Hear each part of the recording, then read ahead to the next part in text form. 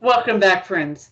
And Sarah left off with the critical importance of liberal arts, certainly within uh, math and science, and she's 100% correct.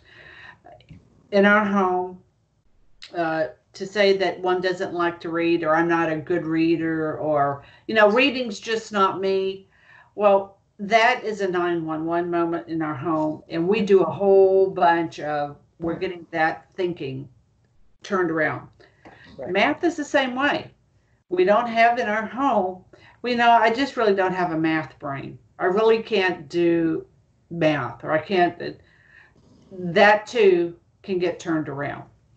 And homeschooling is a phenomenal approach to that sort of thing. Sarah rightly brought up logic, and I remember 5th grade with Nicole, Felicia was around 5th or 6th grade. Logics, right? We're strong classical liberal arts, so we had the logic class. And her sister, who's a patent attorney, actually, came over, and we all sat down. I had logic back in college, one semester, and Nicole was interested, her sister was interested, and there's Felicia, and there we are. We're doing the books and learning the concepts, and so sometimes, as a parent, all you need to do is be a week ahead. Sometimes if that's your thing, you are years ahead. Right. And sometimes you can just take the joy of learning alongside. Right, absolutely. Yeah, I've always used the standard joke that you just have to be 15 minutes smarter. You do. You can't, I know that there are probably a lot of parents out there, particularly because they look at both of us and maybe they think that we're far more accomplished than them, and, but we didn't arrive where we are in a vacuum. So it's not like we came packaged in this box that we're able to present ourselves now. I mean, what we know has been gained over, many, many years of mistake making. Like I said last time, you have to make 7 mistakes before you get ownership of the answer, right? But I do think that I would like to reassure, particularly the young moms, and particularly, maybe even the ones who are, maybe even mostly sometimes some of the teachers. I've often run into this incredible conundrum that a person who is a teacher said, she can teach the entire world, but she can't teach her own children. And I think, wow, that is a paradox that is almost unanswerable, because surely you possess what is necessary if you can teach someone else's child to be able to teach your own.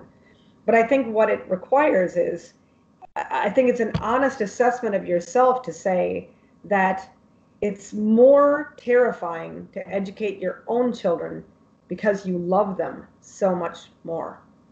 And that's you feel a far greater responsibility for their failures than you would ever feel in the situation where you're educating someone else's child. And I don't, by that I don't mean that you don't love their children or that you don't feel badly for their failures, but it's simply, every mother knows that it's a different thing when a child is your own, right? You're willing to correct more, you're willing to correct longer, you're willing to work harder, to do the things that are necessary. And so I would just like to assure people that, like you said, and I think that this might be one of the most important things, is don't be afraid to learn beside your child. You know what I mean? It can become a wonderful courage booster for the child to recognize that learning something can be done at any time, right? And that, that together that you can work on things and find an answer that both of you didn't know before. So that's right. I pulled just behind me the bookshelf here. Felicia and I this is a seminary level. Bill Mounts, the Mount St. Mary's Emmitsburg uses this. This is their foundational text, or it was. A couple, years ago when I had a friend who was a professor, she taught Greek, and I asked her about it. And Greek is something I wanted to learn. It has been one of those, and I also, God willing, hope to learn Hebrew, but so far that hasn't worked out. And so when was going to be my time? Right. With my sixth grader. Right. Absolutely. And we sit down and we learn it. Right. And the thing that's astounding is how much it opens up your world in so many other areas where you would never expected that it was going to help. Right? Oh, incredible. And just it's there's you're modeling. So you know, my little young daughter, she's seeing how to take notes, or she's how to memorize, and we have a partner. We're working this thing out together. Oh, yeah. It's incredible. It's absolutely incredible. And Sarah also brought up, so we want to give some encouragement. We're not quite to practicum, but we almost are. And you'll know, we haven't even told you to either go to do this program or that program. I had a few little glimpses of what I'd liked. And I don't even know if I mentioned the math program. I like Singapore math. That's what I wanted to use. But that's, you know,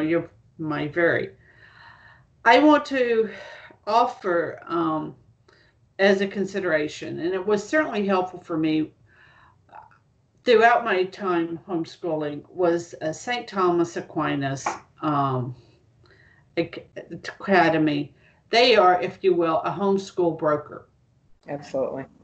They don't do like an insurance broker. You know, an insurance broker offers you a variety of insurance types depending on your need and your background. You know, and so she is, and I worked with Debbie Yonan.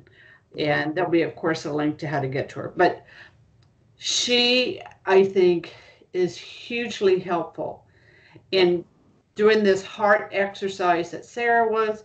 Hold in the hand when you think that your child is, you know, oh my God, what am I doing? You know, they're never going to be, you know.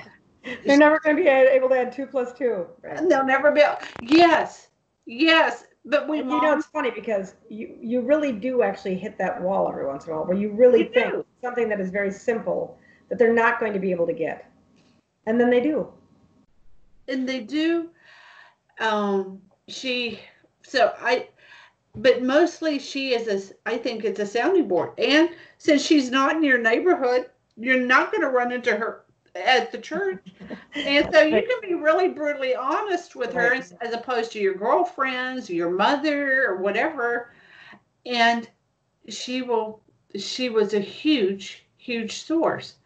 I was who I am. I need objective external measures. You know, if you look at my 4 guideposts for Catholic philosophical commitments, you know, objective reality is one of my tenets. So how do we get that? How do you know that? Because you don't know what you don't know. So, and that haunted me. Right. How did I know I was missing teaching something important to the kids? Because I wouldn't know it if I would. But I know I'm born under the double darkness of sin and ignorance. Do you see how our Catholicism educates? So I was humble. I knew I had gaps. Right. And I knew I didn't know what those gaps were. Right. So I need an experienced other. Right. And actually, I was able to craft a number of external others. The Cat 5, Debbie Yonan with her thing. I had a highly regarded, gifted, talented, educated teacher where Felicia would go have reading camps. You talked about Jack. You could keep him, and that was true for Felicia. So she would be homeschooled, and then her name is Kathy Cummins, and Felicia would go to these reading camps, for lack of a better word, to describe them. She easily would have like 3,000 or 4,000, 5,000, some horrible big number, because she thought it was a game. Right. She thought all those worksheets were wonderful. We wouldn't do anything else, so she could spend all her time reading and doing the reading comprehension test. And it showed, because she'd go back and she was And everybody else had gone to school all year and they were tired. And yeah, their mom drugged them to this thing, but they wanted to go do something different during that. That wasn't her. It was like, and Kathy had to keep finding more little booklets and more papers and more this because she kept doing so much of them. Right. Is that not what we want? Yeah, I mean, you want children who are hungry to learn. That's And I do think that for the most part, the ability to have a gentle structure, a simplified structure within the home, that doesn't mandate hours, that doesn't mandate dates, that doesn't mandate times, that is able to be permissible while still being thorough. I do think that it does permit a really an actual goodness that it's very hard to duplicate. I've said to most people, it's not that my kids, I'm not driven. I mean, I have a lot of friends whose kids have gone into all kinds of different high-level schools. I mean, so homeschooling, if that is what motivates you, that is certainly going to be accessible to you. You can use homeschooling to get your kids into Harvard and to get your kids into Yale, because the medium is so sufficient. So, but for me, I've always said I'm raising adults, not children, right? So my goal in education, and Karen, borrowing what Karen said way back at the beginning of this, that, she sees me as somebody who's very, very good. I generally tend to see myself as one of the lesser homeschoolers because I'm not motivated by those externals. Like the way that Karen is, these parameters that are markable and that are knowable. I was never myself as a student. I was never motivated by those things. Like, I mean, I would get good grades naturally, but I was never the person who was, you couldn't shame me to do my work by putting my name on a board, right? I mean, that just was not, I mean, right. And also, I was never the 4.0 student because that would have required a lot of work. And I was never willing to do all of that work. And so consequently, what I find is I'm still that same person as a teacher within my home. But what I've found is that the method itself is sure. That love is able to supply for a lot of defects. And so, you're going to find that you become more of who you are when you home educate your children. You're going to be the person who is highly motivated by the markers. Or you're going to be the person who, tends toward becoming more of an unschooler and living in real world experiences, right? But at the end of the day, when we put these two children together, the very, very high achiever and the one who had the life experiences, in general, both of them present themselves very well to the world and are capable of going out and engaging the world in the areas that they're going to be able to find themselves. And I think that that's one of the things that people really do need to be reassured about in regards to home educating, that there is room for everybody in this medium. That's correct. That is exactly right. All right, my friends, we will pick it up in the next episode. To the next time, Fides et Ratio.